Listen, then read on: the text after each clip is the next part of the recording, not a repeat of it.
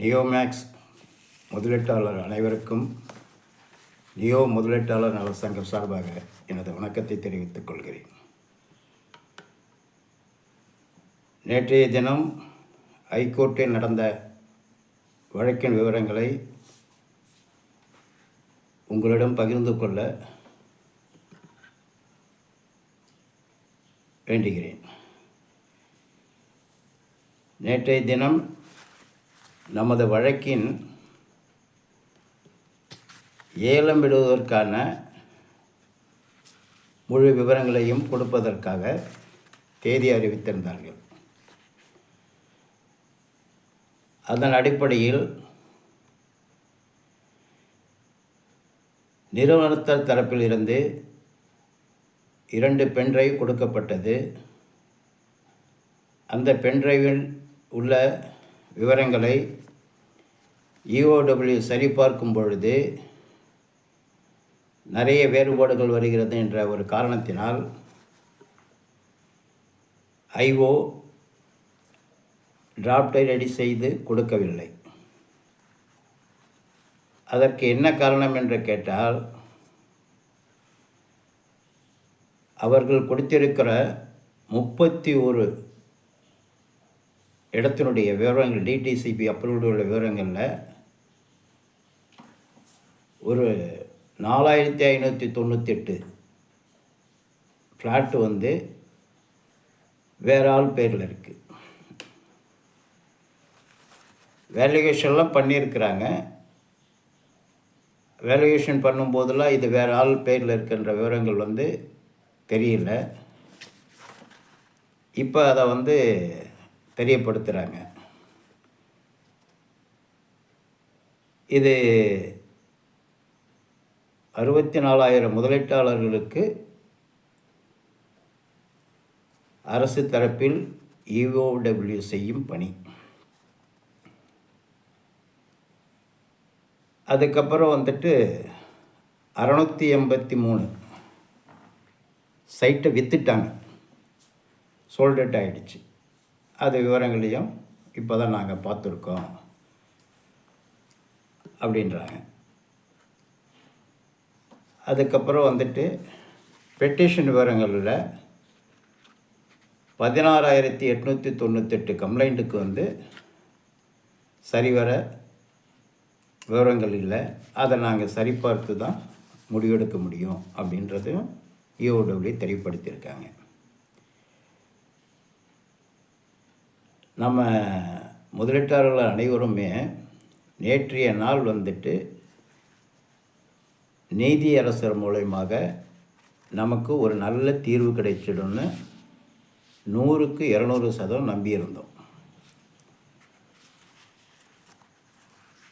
அந்த நம்பிக்கை எல்லாருடைய மனநிலையிலும் சிறிதளவு குழப்பத்தை உண்டாக்கிவிட்டது. காரணம், இப்போ தான் நம்ம முதல் அடியை எடுத்து வச்சிருக்கிறோம். அந்த முதல் அடியை எடுத்து வைக்கும் பொழுது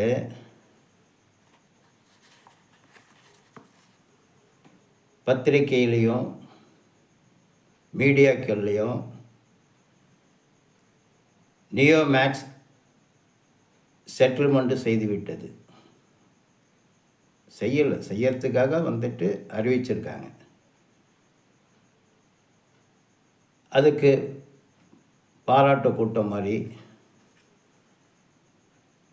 பத்திரிக்கை மீட்டு இதெல்லாம் நடத்தி அனைத்து துறையினருக்கும் வாழ்த்து சொல்லி அனைவருடைய மனதையும் மகிழ வைத்து இவர்களும் மகிழ்ந்து கொண்டிருக்கிறார்கள். இவர்களெல்லாம் உண்மையான முதலீட்டாளர்கள்.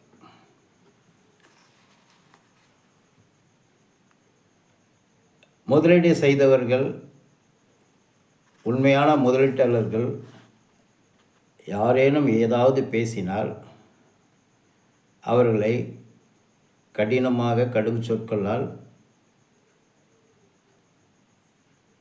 பேசி வீடியோ போடுவதும் வாய்ஸ் மெசேஜ் போடுவதும் இவர்கள் பணி நடந்து கொண்டிருக்கிறது. இவர்கள் சொல்லும் கருத்து, நாங்கள் பியூர் அக்மார்க் உடைய முதலீட்டாளர்கள், இருந்துட்டு போங்க, நாங்கள் ஒன்றும் குவாலிட்டி டெஸ்டிங் ஆஃபீஸர் இல்லை, ஆர்என்டி கிடையாது,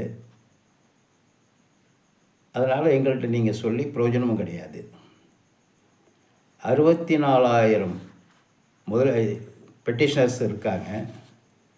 இந்த 64,000 பெட்டிஷனரில் எனக்கு தெரிஞ்சு 80% பெட்டிஷனர்களுக்கு இதுவரை நடந்து கொண்டிருக்க விவரங்களை எல்லாம் பார்த்து தெரிந்து யாரை நம்புவது யாரை நம்பக்கூடாதுன்ற விவரங்களை எல்லாம் நன்றாக தேர்ந்தெடுத்து வைத்திருக்கார்கள். அதனால் நான் அதிகமாக அவர்களுக்கு சொல்ல வேண்டிய அவசியம் இல்லை. ஏனென்றால் எனக்கு நிறைய நபர்கள் ஃபோன் பண்ணி நடந்த விவரங்களை பற்றி நிறைய தவறான ஒரு கோபத்தாபத்தோடு சொற்களால் பேசி வேதனை அடைகிறார்கள். நான் அவர்களுக்கெல்லாம் தெளிவான ஒரு விளக்கங்களை கொடுத்து அவர்களை மனதை நிம்மதிப்பட வைக்குமாறு நான் பேசிக்கொண்டிருக்கிறேன். இது ஒரு பக்கம் போய்கிட்டு இருக்கு. இதனுடைய தெளிவாக ஒரு விஷயத்தை சொல்லலாம். நாட்டில் சுதந்திரத்துக்கு முன்னாடி சுதந்திரத்துக்கு அப்புறமும் என்ன நடந்து கொண்டு இருக்கிற விஷயம், காட்டி கொடுக்குற விஷயம். இன்னொன்று நான் சொல்லக்கூடாது, உங்களுக்கே தெரியும். அன்னைக்கு வெள்ளைக்காரனுக்கு துணை போனவங்கெல்லாம் என்ன பண்ணாங்களோ அதுபோல் இன்றைக்கி கம்பெனிக்கும் நிறுவனத்துக்கும் துணை போகிறவங்கெல்லாம் இதை தான் பண்ணிக்கிட்டு இருக்காங்க. இதை பண்ணிவிட்டு நான் தான் நல்லவன், ஆமாம், வெள்ளைக்காரன் துணை போனவங்களுக்கெல்லாம் ராவ் பகதூர்னு பட்டம் கொடுத்தான். போகும்போது அவன் நாட்டுக்கு கூப்பிட்டு போயிட்டான். அதனால் இவங்களுக்கு என்ன பட்டம் கொடுப்பாங்க, இவங்க போகும்போது இவங்களெல்லாம் எங்கே கூப்பிட்டு போவாங்கன்னு எனக்கு தெரியல. ஆனால் ஏதோ ஒன்று நடக்கும், அது மட்டும் எனக்கு நல்லா தெரியுது. அதனால் முழித்திருங்கள், விழித்திருங்கள். உங்களுடைய பணத்தை மீட்பதற்கு உங்கள் கையில் பொறுப்பை ஒப்படைத்துள்ளார் நீதியரசர் பரதன் சக்கரவர்த்தி என்பதை நீங்கள் உணர்ந்து கொள்ளுங்கள். அடுத்தது இந்த இடம் எடுக்கிற விஷயத்தில் இஎம்டிக்கு சொல்லிகிட்டு இருக்கிறாங்க. சட்டத்தின் பிரகாரம் எந்த ஒரு விஷயத்தை மாற்றி அமைக்க முடியாது, அது எழுதப்பட்ட விதி. இஎம்டின்னா என்ன பண்ணணும், ஏழை எடுத்தால் எத்தனை நாளுக்குள்ளே பணத்தை கட்டணும். இடம் எடுத்தவங்களுக்கு இஎம்டி ரிட்டர்ன் கிடையாது, இடம் எடுக்காதவங்களுக்கு குறுகிய காலகட்டத்தில் ரிட்டர்ன் பண்ணி கொடுத்தாகணும். இது எல்லாமே நிறுவனத்தினுடைய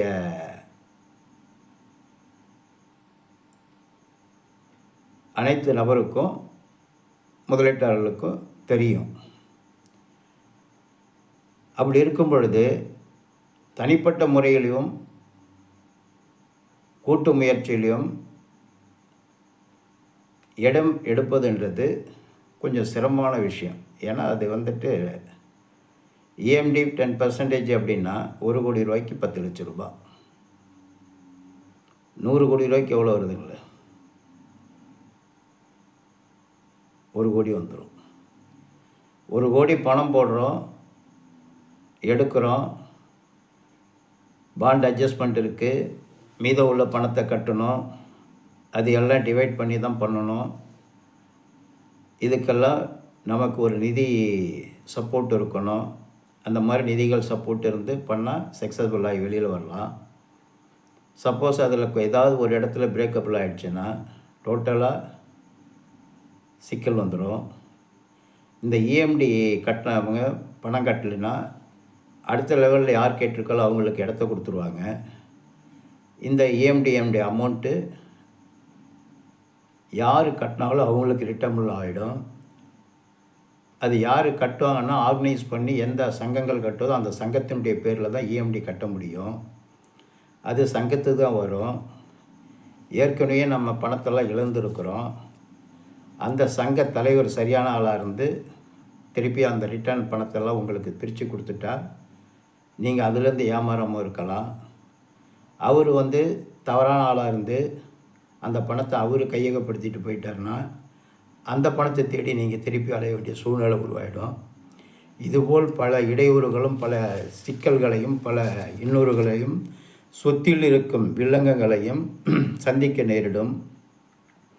ஆகையால் தனி மனிதனாக ஒருவனாக இருந்து எதை வேணாலும் செய்து சாதித்து விடலாம். கூட்டு முயற்சியில் தோல்வியை அடையும் என்பது என்னுடைய கருத்து. இதை உங்களுக்கும் தெரியும். இருந்தாலும் நான் சங்கத்தின் பொறுப்பில் உள்ளவர் என்ற காரணத்தால் உங்களுக்கு இதை நான் சிறிதளவு தெளிவுபடுத்துகிறேன். நீங்கள் இதை லீகல் அட்வொகேட் யாராக இருந்தாலும் அவங்கள்ட்ட கன்சல்ட் பண்ணி பாருங்கள். அவங்க நிறைய விஷயத்த சொல்லுவாங்க. ஏன்னா இது எடுத்து செய்கிறது அரசாங்கம். அதனால் இது அரசாங்கம் செய்யும்போது கரெக்டாக செய்யும். அதை நம்ம கரெக்டாக பயன்படுத்திட்டுனா நம்ம சக்ஸஸ் ஆகி வெளியில் வந்துடலாம். அதனால் இது முதலீட்டாளர்களுக்கு தெரியப்படுத்துகிறேன். அதேமாதிரி நம்ம செட்டில்மெண்ட் பேட்டர்னில் யூஓடபிள்யூவில் ஸ்பெஷலாக ஆட்களை போட்டு கொஞ்சம் துரிதப்படுத்தி வேலைகளை வேகப்படுத்தணும்னு சொல்லி அதுக்கும் ஆர்டர் போட்டுருக்காரு. தனி டிஆர்ஓ அமைக்கணுன்றத அவர் நீதியரசர் ஸ்ட்ராங்காக சொல்லியிருக்காரு. இதெல்லாம் செஞ்சால் நமக்கு செட்டில்மெண்ட்டு கொஞ்சம் வேகமாக சீக்கிரமாக நம்ம கைக்கு கிடைக்கக்கூடிய வாய்ப்புகள் இருக்குது. அதனால் இதெல்லாம் முறையான செயலாக சரியான விதமாக நீதியரசர் நமக்காக 64,000 பெட்டிஷனர்களாக செயல்பட்டு கொண்டிருக்கிற. இன்னொரு விஷயம், இதை நிறைய பேர் இந்த முயற்சிகளெல்லாம் நாங்கள் எடுத்துக்கொண்டிருக்கிறோம், எங்களால் தான் ஆகிறது அப்படின்றலாம் சொல்லிக்கிட்டு பெருமை அடைச்சிக்கிறாங்க. இந்த முயற்சின்றது கடுமையான முயற்சி ஈஓடபிள்யூ எடுத்துகிட்ருக்கு. சங்கங்கள் ஆர்கியூமெண்ட்டுக்கு போயிட்டு துருப்புச்சீட்டுக்கள் போல் சிறிது தகவலை கொடுத்து கொண்டிருக்கிறார். சொத்துக்கள் அட்டாச்மெண்ட் பண்ணுவதின் மிகப்பெரிய கடமை, தலையாய கடமையாக இருப்பது நிறுவனத்துக்கே இருக்கிறது. நிறுவனம் தான் கொடுக்கணும். நிறுவனம் செய்கிற வேலையை முதலீட்டாளர்கள் செஞ்சிட்ருக்காங்க. அதனால் இதில் யாரையும் பெருமைப்படுத்திக்கக்கூடிய விஷயம் எதுவுமே கிடையாது. நம்ம எல்லாமே முயற்சிகள் தான் பண்ணிகிட்ருக்கோம். நம்மளுடைய முயற்சிகள் அனைத்துடைய சப்போர்ட்லேயே பண்ணுறதுனால அனைவருக்குமே இந்த முயற்சியின் வெற்றி இருக்குன்றது அனைவரும் தெரிந்து கொள்ள வேண்டிய. இது தனி மனிதன் வெற்றின்ற எண்ணத்துக்கு யாரும் போயிடக்கூடாது. அதுபோல் நீதியரசு ஒரு குறிப்பான விஷயங்களை சொல்லியிருக்காரு. நீங்கள் சரியாக இருந்திருந்தால் இந்த விஷயம் சரியாக முடியறதுக்குரிய வாய்ப்பு சரியாக இருக்குது. நீங்கள் கம்பெனி தொடங்கின காலகட்டத்திலிருந்து இதுவரையும் எந்த ஒரு விஷயத்தையும் லீகலாக எடுத்துகிட்டு போல, லீகலாக செய்யலை. 100% ஃபேக்காகவே பண்ணிகிட்டு இருந்திருக்கீங்க. அதனால தான் இப்போ இந்த மாதிரி சிக்கல்கள் வருது. மக்களுக்கு தீர்வு கொடுக்கணுன்னு ஆர்டர் போடுன்ற ஒரு சூழ்நிலையில் இந்த செய்தியை நான் ஃபிக்ஸ் பண்ணேன். இன்றைக்கி மாறுதல் அடைந்து ஒரு நாள் தள்ளி நாளைக்கு கொடுக்குறன்ற விஷயத்த சொல்கிறேன். அதனால் மேலும் மக்கள் பாதிக்கப்பட்டவர்களுக்கு உடனடி தீர்வு கொடுக்குவதற்கான முயற்சிகளை 24 மணி நேரம் பணிபுரிந்து அரசு தரப்பில் ஈஓடபிள்யூ, டிஆர்ஓ, கோர்ட்டு, நீதித்துறை,